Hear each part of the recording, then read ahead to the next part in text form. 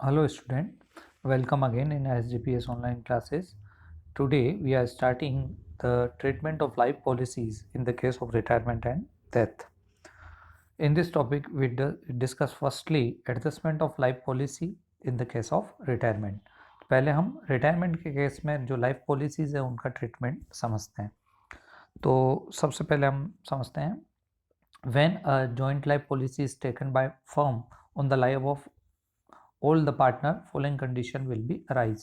जब भी पॉलिसी ली जाती है तो ये दो कंडीशन बन सकती है. उसमें फर्स्ट है when premium paid is treated as trade expenses. जो भी प्रीमियम पे किया जा रहा है पार्टनर की लाइफ पे उसको हम एक्सपेंसेस माने. ट्रेड एक्सपेंसेस मतलब बिजनेस का खर्चा माने.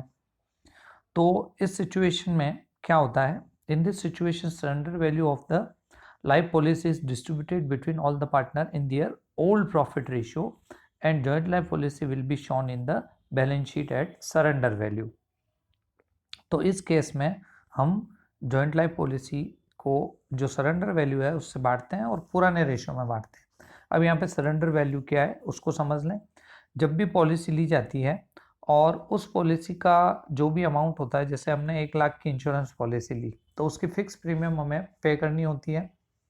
तो मान लो जैसे 5-5 हज़ार की प्रीमियम हम पे कर रहे हैं, तो प्रीमियम पे करते करते 1 साल 2 साल 3 साल जो भी हो रहे हैं, या पार्टनर की जो डेथ हो रही है, पार्टनर की डेथ हो जाए या पॉलिसी का जो पीरियड कंप्लीट हो जाए तभी हमें उस पॉलिसी का पूरा पैसा मिलता है. तो जैसे 1 लाख की पॉलिसी ली आपने और 5 हज़ार की फर्स्ट प्रीमियम भरी और उसके बाद अगर पार्टनर की डेथ हो जाती है तो वो पूरा पैसा आपको मिल जाता है. लेकिन पार्टनर की डेथ नहीं हुई है और आपने 1-2 इंस्टॉलमेंट पे कर दिए, प्रीमियम पे कर दिए, मान लो आपने 4 प्रीमियम पे कर दी, तो 5-5 हज़ार की आपने 4 प्रीमियम पे करी 20,000 रुपये. अब उस डेट को यानी कि डेथ नहीं हुई है उससे पहले आप उस पॉलिसी का पैसा आप भरना नहीं चाहते, तो उसको आप इंश्योरेंस कंपनी को वापस रिटर्न करके अपने जितने भी पैसे जमा हैं वो लेना चाहते हैं. तो उस डेट को इंश्योरेंस कंपनी कैलकुलेट करेगी उसकी सरेंडर वैल्यू, यानी कि पॉलिसी को बिना कंप्लीट किए पहले ही पार्टनर उसको सरेंडर करके जो पैसा लेना चाहता है वो सरेंडर वैल्यू कहलाती है. तो इस सरेंडर वैल्यू क्वेश्चन में गिवन होती है और इस सरेंडर वैल्यू को हमको बैलेंस शीट में शो करना होता है. तो हम पहला केस समझ रहे हैं, बार बार ये सरेंडर वैल्यू आएगा इसलिए सरेंडर वैल्यू यहाँ समझना जरूरी था. अब हम आगे बढ़ते हैं. तो पहला केस हम समझ रहे हैं when premium treated as trade expenses. Premium को जब खर्चा माना जाता है तो उस केस में जो एंट्रीज होती है वो हम समझते हैं. तो सबसे पहले सरेंडर वैल्यू से बुक में रिकॉर्ड होगी, ये हमें ध्यान देना है. तो उसके लिए एंट्री करेंगे joint life policy account debit to old partner capital. जिस डेट को पार्टनर रिटायर हो रहा है, और हम ये केस जो है वो रिटायरमेंट का ही समझ रहे हैं, डेथ में जो इन पॉलिसी का ट्रीटमेंट है वो हम अलग से समझेंगे. तो रिटायरमेंट के टाइम पे अगर हमने उसको ट्रेड एक्सपेंसेस माना है तो आपको पॉलिसी की जो सरेंडर वैल्यू है वो पार्टनर में बांटनी है जिस दिन पार्टनर रिटायर हो रहा है. और अगर क्वेश्चन में कहा गया है कि आपको जेएलपी को क्लोज करना है तो जो रिमेनिंग पार्टनर है वो उसको क्लोज करेंगे.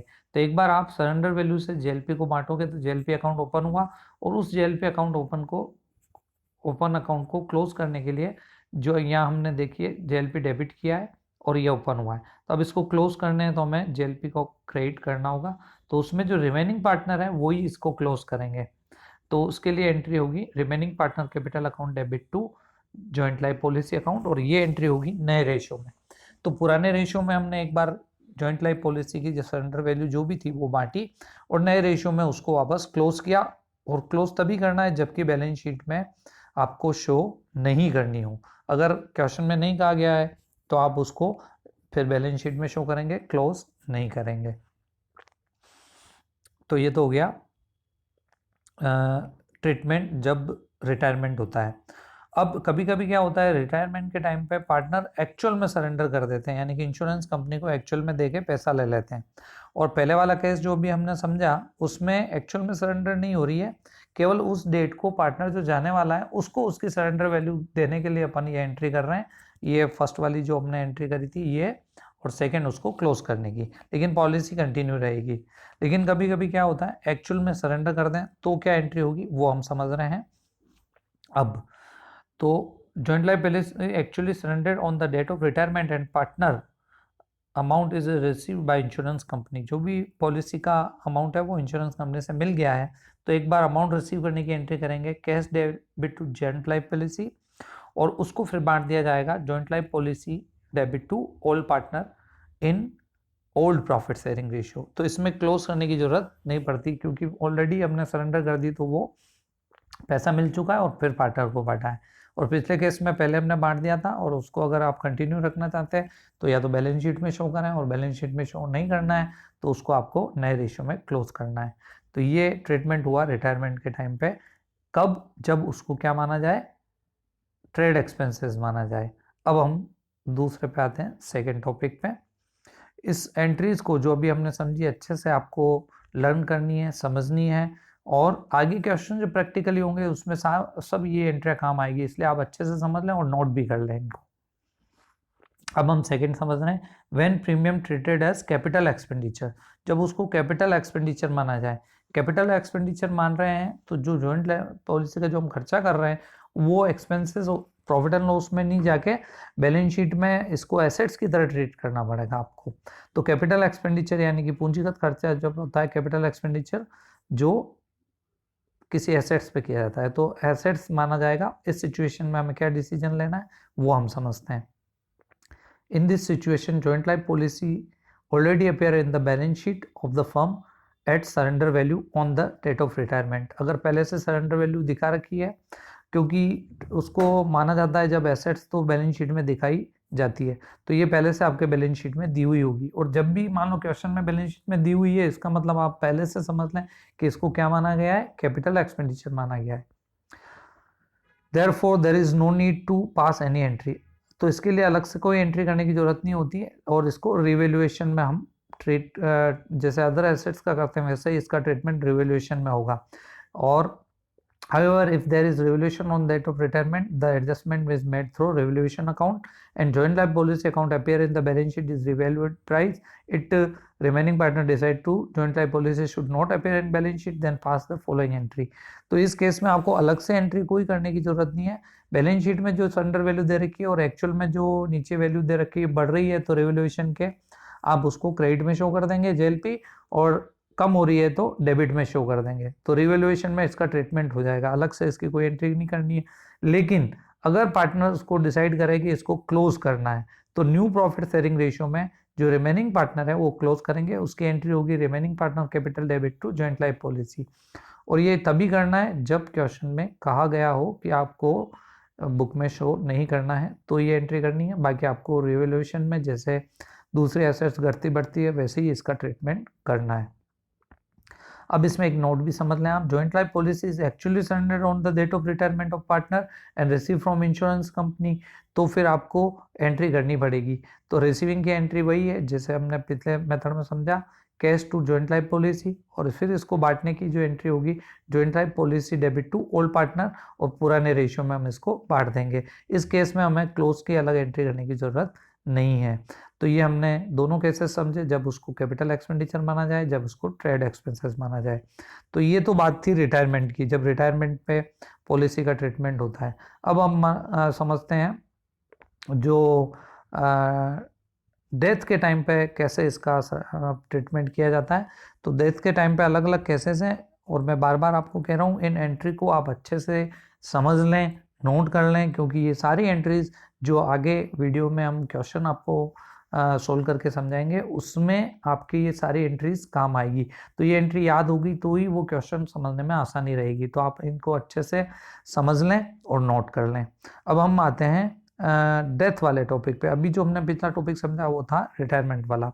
अब है adjustment of life policy at the time of death of a partner. Death is universal truth and can not be avoided, therefore firm में take individual life policy and joint life policy on life of the all partner. अब इसमें ये होता है generally दोनों type से policy ली जा सकती है, इंडिविजुअल यानी अलग अलग, और सबके कंबाइंड यानी कि जॉइंट लाइफ पॉलिसी। तो इस पर्पज से पार्टनर को for this purpose the maintaining liquidity and arrange the money or settle on the account of deceased partner legal representative, also life policy are taken by firm on lifes of partner. तो जो अलग अलग life है, तो इसमें आगे future में जब भी पार्टनर रिटायर हो रहा है या ऐसी कोई कंटीजेंसीज है, उसके लिए एक लिक्विडिटी मिल जाती है, इसी के लिए वो पार्टनर पॉलिसीज लेते हैं। अब वो इंडिविजुअल भी ले सकते हैं और जॉइंट भी ले सकते हैं। तो इसमें दो टाइप की पॉलिसी हो गई, एक तो हो गई इंडिविजुअल या सेपरेट लाइफ पॉलिसी और दूसरी हो गई जॉइंट लाइफ पॉलिसी। तो पहले हम जो इसमें इंडिविजुअल और सेपरेट लाइफ पॉलिसी को हम समझ रहे हैं, फिर जॉइंट लाइफ पॉलिसी समझेंगे। तो पहला हमें इंडिविजुअल और separate life policy. The firm can take separate individual policy of the life of partner, premium is paid by firm treated as expenses for at the end of year premium amount is transferred to profit and loss account. On the death of partner, amount payable to legal representative and deceased partner calculate as follows. तो इसमें अगर उसको individual policy ले रहे हैं और उसको trade expenses माना जाता है, तो उसमें क्या करते हैं, वो जब भी प्रीमियम पे करेंगे उसकी एंट्री हो जाएगी और ईयर एंड पे इसको खर्चा मान के प्रॉफिट एंड लॉस में हम ट्रांसफर कर देंगे। और जब पार्टनर की डेथ होती है तो आपको उसमें इंडिविजुअल अलग अलग पॉलिसीज है, तो जिसकी डेथ हो रही है उसका तो पूरा पैसा आएगा, और जिनकी डेथ नहीं हुई है, जो रिमेनिंग पार्टनर जिंदा है, उनकी जो वो इंडिविजुअल पॉलिसी ले रखी है उसकी सरेंडर वैल्यू ही आएगी। तो हम टोटल पैसा जो पार्टनर में बांटना है उसको इस टाइप से कैलकुलेट करेंगे। Policy amount of deceased partner receive from insurance company, जो डेथ हो गई है उस पार्टनर का तो पूरा पैसा, plus surrender value of survival partner, यानी कि जो जिंदा है उनकी सरेंडर वैल्यू लेके टोटल अमाउंट हम ये निकाल देंगे। अब इस टोटल अमाउंट को जो है वो पार्टनर में बांटा जाएगा, ठीक है, और उसमें उससे उसका शेयर उसको देना है, जो मरने वाला पार्टनर है उसका शेयर उसको दिया जाएगा। तो वो हम जो है इस टाइप से देंगे, इसमें share of deceased partner, total amount जो आया उसमें से उसका जो भी प्रॉफिट शेयरिंग रेशियो है उसमें उस पार्टनर का प्रॉफिट शेयरिंग रेशियो मल्टीप्लाई करके हम उसका हिस्सा निकाल लेंगे। तो ये हुआ इसका ट्रीटमेंट। अब इसको थोड़ा सा हम और डिटेल में समझते हैं। इसका जो अकाउंटिंग ट्रीटमेंट है इंडिविजुअल लाइफ पॉलिसी का, वो हम समझते हैं किस टाइप से जो एंट्रीज होंगी। तो इसमें आप देखिएगा, डेथ के टाइम पे जब इंडिविजुअल लाइफ पॉलिसी ले रखी है तो उसकी जो भी एंट्रीज हैं वो हम समझने जा रहे हैं। तो सबसे पहले समझिए यहाँ पे इसमें जर्नल एंट्रीज जो है प्रीमियम पे करने की। तो सबसे पहले आप प्रीमियम पे करेंगे तो उसके लिए एंट्री होगी insurance premium account debit to cash. ये इंडिविजुअल लाइफ पॉलिसी की जो जो प्रीमियम भर रहे हैं उसकी सबकी एंट्री होगी। और उसके बाद ईयर एंड पे आपको इनको प्रॉफिट एंड लॉस में ट्रांसफर करना है, उसकी एंट्री होगी profit and loss debit to insurance premium. इसको ट्रेड एक्सपेंसेस माना जाता है, इसलिए ये प्रॉफिट एंड लॉस में ट्रांसफर हो जाएगी। अब जब भी डेथ होती है पार्टनर की, for amount due on death of partner, जिसकी डेथ हो रही है उसका हम पैसा इंश्योरेंस कंपनी से मांगेंगे, उसकी एंट्री होगी insurance company debit to insurance policy of deceased partner, जो मरने वाला पार्टनर है उसकी पॉलिसी का अमाउंट ड्यू होगा, और पैसा मिलने पे एंट्री होगी cash debit to life insurance policy of deceased partner, ये पैसा रिसीव हो जाएगा, उसके लिए एंट्री करेंगे। उसके बाद वही जैसा भी आपको ऊपर समझाया कि जो डेथ हो गई है उसका तो पूरा पैसा, और जिनकी जो सर्वाइवल पार्टनर है जो जिंदा है उनकी सरेंडर वैल्यू दोनों जोड़ देंगे, और फिर उसको सारे पार्टनर में बांटा जाएगा प्रॉफिट शेयरिंग रेशियो में। तो life policy of deceased partner यहाँ पूरा पैसा आएगा, और life policy of other partner यहाँ सरेंडर वैल्यू आएगी, ठीक है। तो ये दोनों जोड़ के सारे पार्टनर को हमको बांटना है ओल्ड पार्टनर में और ओल्ड रेशियो में बांटना है। और इसके अल्टरनेट में हम अल्टरनेटिव मेथड में भी जा सकते हैं। अल्टरनेटिव मेथड क्या है वो भी आप देख लें। Under this situation deceased partner debited to remaining partner capital account and gain ratio and credited to deceased partner capital in surrender value insurance policy show in the books. तो इस case में इंश्योरेंस पॉलिसी की value हम book में show नहीं करेंगे, और इसमें एक तरह से gaining debit to sacrificing entry होगी, और ये एंट्री बनेगी remaining partner capital account debit to deceased partner capital account. तो जितने भी रिमेनिंग पार्टनर हैं उनकी कैपिटल डेबिट हो जाएगी, और जो मरने वाला पार्टनर है उसकी क्रेडिट हो जाएगी, और ये पैसा उसको ट्रांसफर हो जाएगा। तो बचे हुए पार्टनर बिना एंट्री किए, बिना बुक में उसको शो किए अगर एंट्री करना चाहें तो पार्टनर टू पार्टनर एडजस्टमेंट हो जाएगा, लेकिन ट्रीटमेंट वही रहेगा। आपको डेथ हो गई उसका पूरा पैसा, और जिनकी डेथ नहीं हुई है उनकी सरेंडर वैल्यू, दोनों को जोड़ देने हैं, टोटल अमाउंट लेना है, उसमें से जो उसका शेयर है मरने वाले पार्टनर का वो निकाल लेना है, और रिमेनिंग पार्टनर उसको गेनिंग रेशियो में जो है वो पैसा दे देंगे। तो एंट्री होगी remaining partner capital account debit to deceased partner capital account, या अगर मेथड फिक्स कैपिटल है तो करंट अकाउंट आ जाएगा कैपिटल की जगह। तो ये ट्रीटमेंट हुआ इसमें इंडिविजुअल लाइफ पॉलिसी का, जिसका हमने अल्टरनेटिव मेथड भी समझा। अब ये इंडिविजुअल पॉलिसी कंप्लीट हुआ, अब हम समझते हैं जॉइंट लाइफ पॉलिसी जो है वो उसका ट्रीटमेंट। तो सबसे पहले हम इसको समझते हैं। A partnership firm may decided to take joint life policy on the lives of all partner. The partner pay the premium and the amount of policy payable to the firm on the death of any partner on the maturity of policy, whichever is earlier. The accounting treatment of premium may be by 3 method. तो अब इसमें ये समझिए आप, जब भी किसी partner की डेथ होगी और उनकी लाइफ पे अगर जॉइंट लाइफ पॉलिसी ले रखी है, तो ये जो पेमेंट किया जाता है उनकी डेथ पे या मैच्योरिटी पे, दोनों में से जो भी पहले हो उस टाइम पे उसका पैसा मिलता है। या तो पॉलिसी मैच्योर हो जाए, यानी कि जितना पीरियड है वो कंप्लीट हो जाए, या फिर किसी तीनों में से किसी भी एक की डेथ हो जाए तो उसका पूरा पैसा हमें मिलता है। और इसका जो हमें 3 मेथड से हम कर सकते हैं इसको, एक एक मेथड अब हम समझेंगे। तो इसमें सबसे पहला जो मेथड है वो है when premium paid treated as trade expenses. अगर हमने जो जॉइंट लाइफ पॉलिसी पे प्रीमियम पे किया है उसको ट्रेड एक्सपेंसेस माने तो क्या एंट्रीज होंगी वो अलग से समझनी है। फिर when premium paid treated as investment, अगर इन्वेस्टमेंट माने। और तीसरा ऑप्शन है इसमें when premium treated as investment and joint life policy reserve is also created. तो ये 3 मेथड हैं, और इन तीनों मेथड की एंट्री आप बहुत ध्यान से समझें, क्योंकि इसी पे बेस्ड हम क्वेश्चन भी समझेंगे। तो ये एंट्रीज अगर आपके समझ में आएगी तो ही वो क्वेश्चन में आप प्रैक्टिकली इसके अकाउंट समझ पाएंगे। तो एंट्री बहुत ध्यान से समझें, नोट कर लें।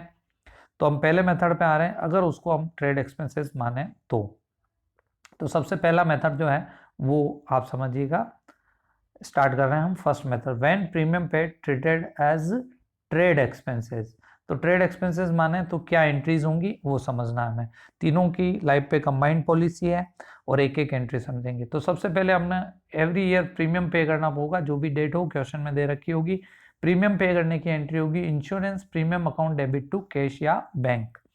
अब इसको हम मान रहे हैं खर्चा, तो खर्चा प्रॉफिट एंड लॉस के अंदर ईयर एंड पे आपको ट्रांसफर करना होता है, तो उसकी एंट्री होगी profit and loss debit to insurance premium.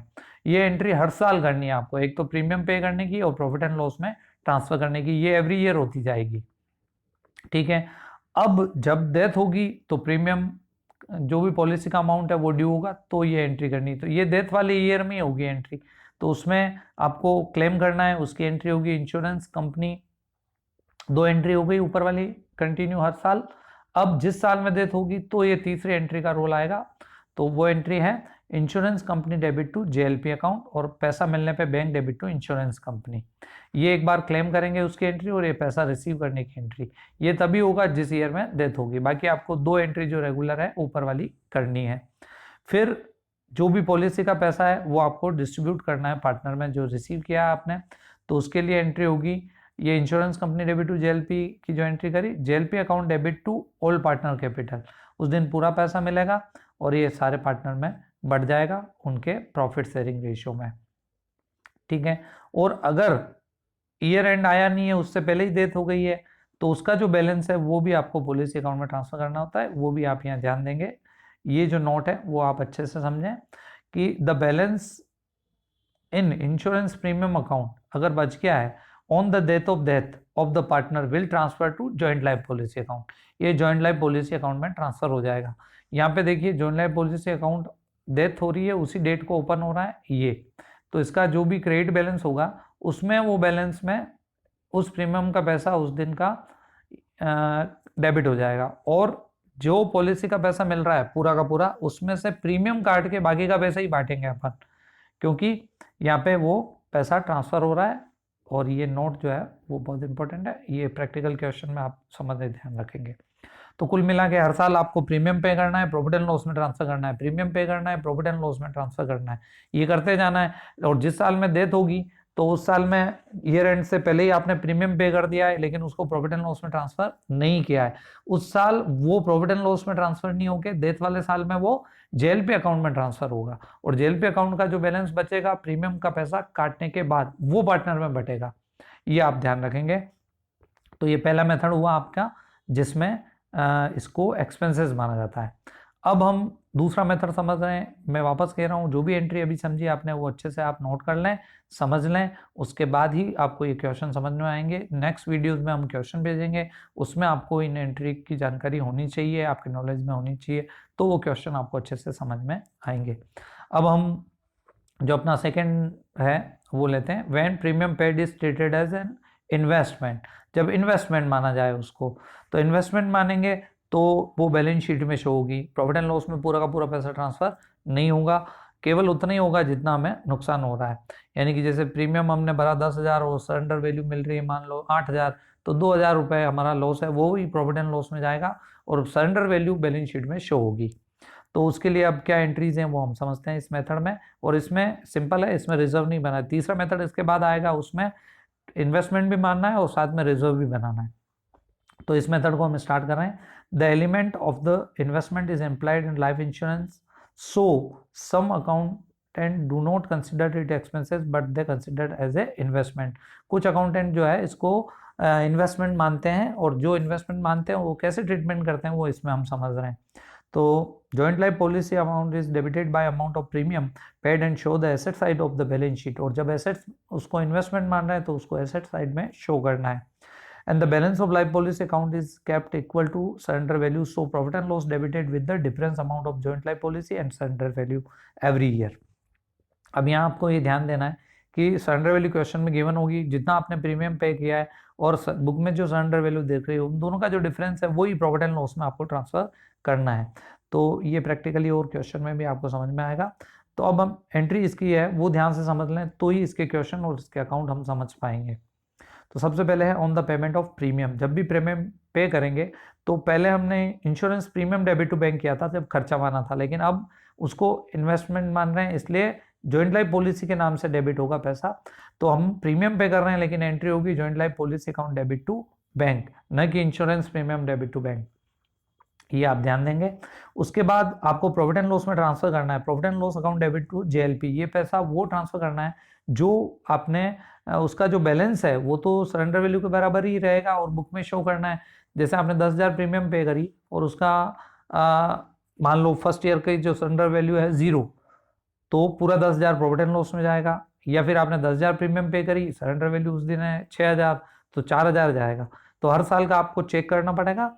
तो सरेंडर वैल्यू और प्रीमियम जो पे किया उन दोनों में जो डिफरेंस होगा वो आपको प्रॉफिट एंड लॉस में ट्रांसफर करना है, क्योंकि वो आपका नुकसान है, क्योंकि पैसा आप पे कर रहे हैं लेकिन उसकी वैल्यू मार्केट में उतनी है। तो ये जो डिफरेंस है वो लॉस प्रॉफिट एंड लॉस में जाएगा, उसकी एंट्री आपने समझी सेकेंड।